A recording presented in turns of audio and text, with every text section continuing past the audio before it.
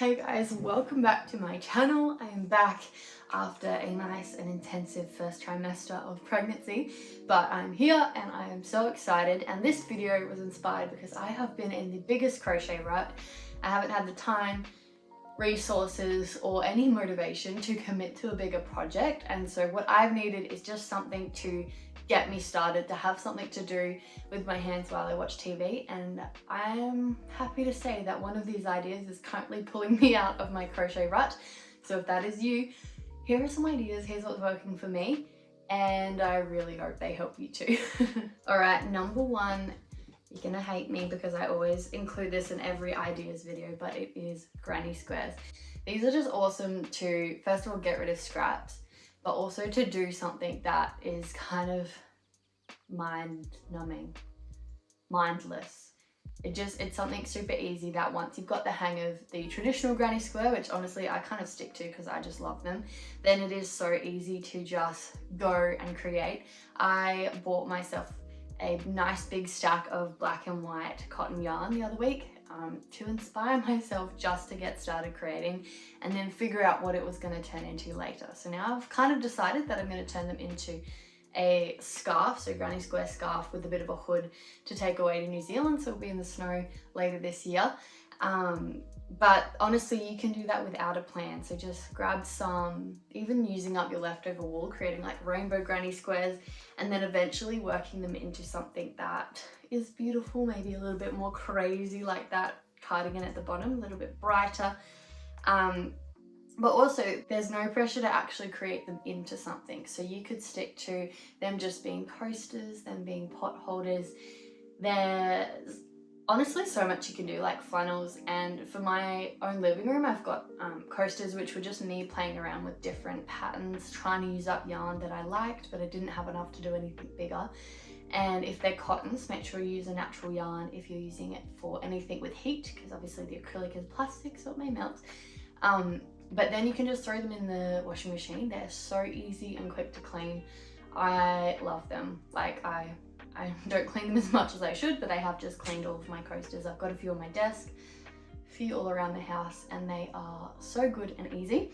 I really like the Harry's House one, or Harry's House inspired coasters that are here. So they've just done a nice surface crochet over a plain white square. So it's not even a granny square.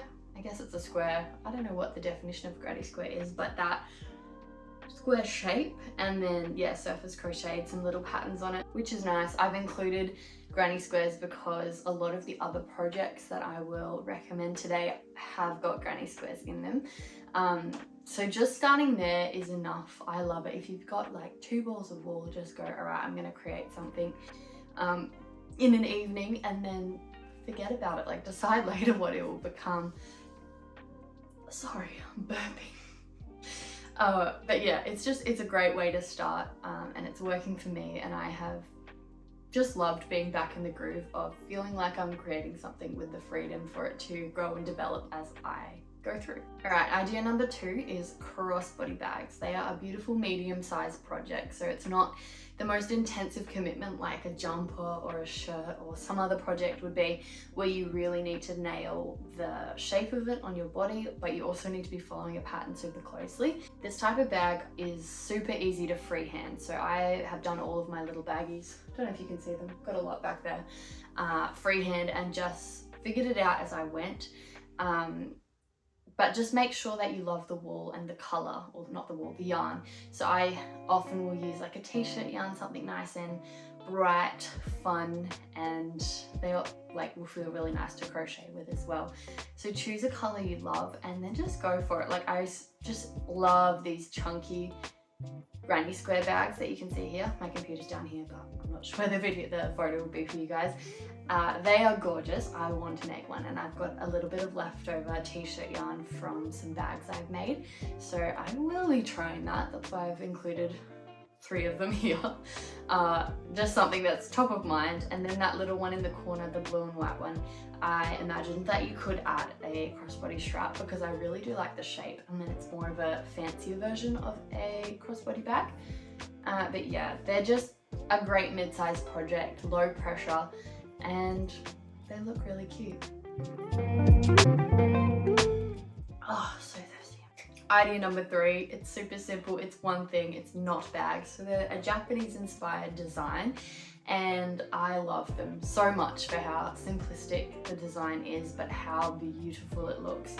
So I feel like the payoff between the effort that's required to make it versus how beautiful and aesthetic it will turn out to be is absolutely worth it to get you out of a crochet rut. The top one, we can see they've got a nice chunky yarn which will work up really, really quickly. And then the bottom one looks like it's a little bit thinner, maybe a raffia or something. But that bright, beautiful, just enjoyable color.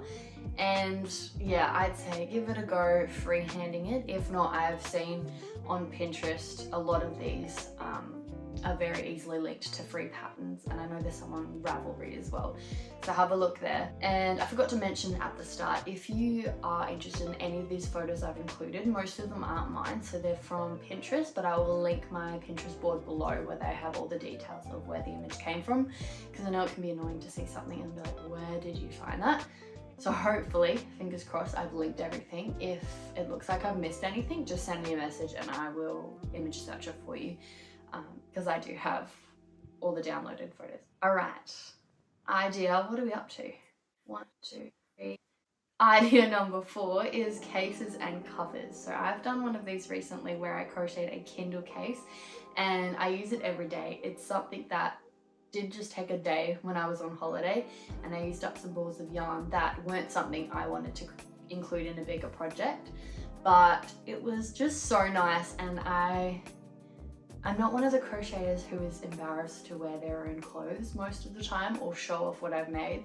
I'm honestly quite proud of what I create, and so being able to carry around my Kindle in something that I've made is honestly just great. Like pulling it out of the cafe, I feel cool, not gonna lie. Is that a good thing or a bad thing? Who knows? But I do think it's a shame when you put so much time and effort into creating something and then you don't actually use it that much. So my tip to myself and all of us, if you make something, try and wear it, try and use it. But these cases are super simple. Again, won't take that much yarn depending on how thick you want to go. But like, look at the mini Granny Square AirPods case. That's just so cute. It's just so lovely. And I also would use this to trial maybe learning a new stitch that's quite repetitive, so you don't have to think too hard, but like that right amount of challenge if you're looking for it. So you can see with the tulip stitch, it's only, looks like 4 rows of tulip and then 1, 2, 3 of just treble. Yeah, which is really nice, and the right amount of challenge. I would just say, if you're using a bit of a scratchy yarn, be aware that if your device is glass or anything, it might not be the best. So try and choose something really soft and durable. Otherwise, you can also add a fabric liner at some point if you'd want to. Yeah, but they're really nice. And then when you pull out your laptop, you can be like, I made this. I don't know if that's just me, but that's enjoyable. Number 4. We won't spend too much time here because it's a little bit self-explanatory, but scrunchies, they're just so cute. They're a great add-on to any outfit, I think. I have made some before, but I did a really dumb thing. I didn't crochet around a hair tie. I crocheted around like a conference wristband type thing because they were stretchy. I thought it would work. Didn't quite work. But if you find a thick hair tie that actually works in your hair, crochet a nice panel and then do it around that. I think that would fix all my problems. But they are just like fun. They're a really easy, fun project and immediate satisfaction of getting something done if you can do it in an evening. Definitely less than a week. So that's a really great project. And yeah, do it in a color you love, do it in something soft and fun. That's all I have to say. It's a scrunchie, they're really cute. I love the giant ones. Good idea. All right, idea 6 and 7 are very much if you have small people or if you just like a nice cute item. I have definitely been thinking about what I'm going to be making for my new baby, and I'm so excited. I really love, you can see the mobile with the sea animals. As soon as I saw that, I was like, oh, I need that. But also I really want to create like some fun stuffed animals, or maybe one big one for our nursery. And they're just so cute. Even if you don't have a kid, like, and me Amigurumi.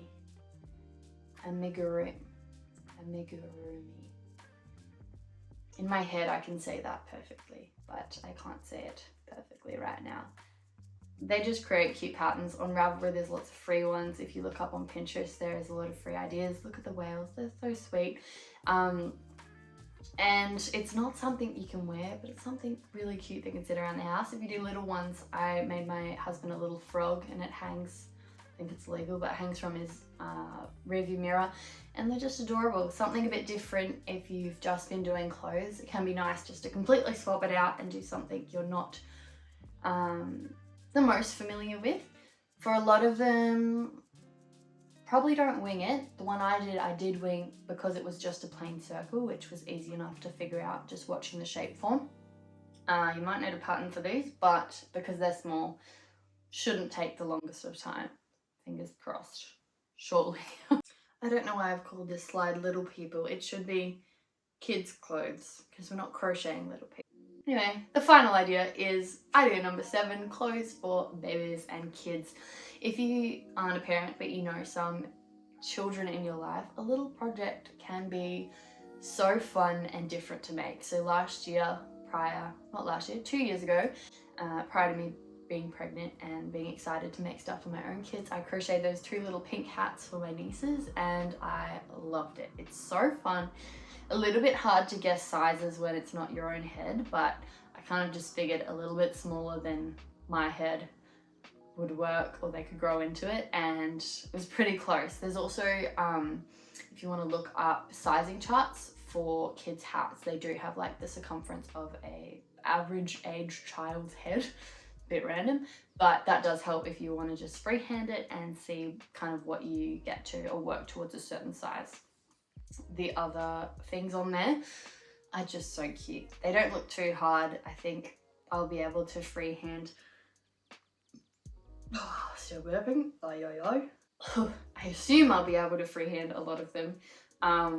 Some of them I will need to look up, like you can see the little bonnet with the flowers. I'm not quite sure how to do that, so I'll have to look up the flowers, but because it's repetitive it should be quite fun.